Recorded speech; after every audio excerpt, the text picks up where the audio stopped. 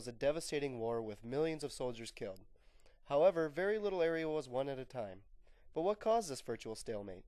A large part of it was due to the tactical strategy called trench warfare.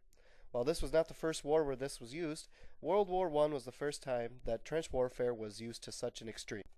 Old-fashioned warfare was much different and was referred to as a more gentlemanly style of warfare. Infantry from each side would stand in lines facing each other, usually almost completely exposed. Then, per their officers' commands, the soldiers would fire. After their shot, the line of infantry in the front would reload their weapons, while the infantry line behind them would fire.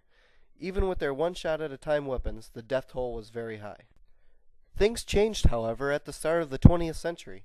Thanks in large part to the development of fully automatic weaponry, weapons that were also more accurate and much more powerful, things just couldn't stay the same.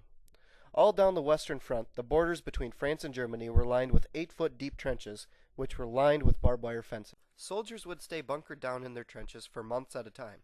They would eat, sleep, and take care of everything that they needed to, all while keeping an eye on their enemies, who may be preparing for an attack. Warfare was slow-moving at this point. Being completely underground, there was very little offensive maneuvering that could be done, unless one was to venture out into no man's land. No man's land was the space between the trenches. It was called no man's land because walking out there would leave yourself completely exposed to enemy fire. It was also usually littered with mines. This style of warfare is what caused the military stalemate. Even with the addition of poison gas attacks, ground was hard to come by. Sometimes, ground was gained by only yards at a time. But that didn't mean that the death tolls weren't high, with the final tally at almost 10 million military deaths.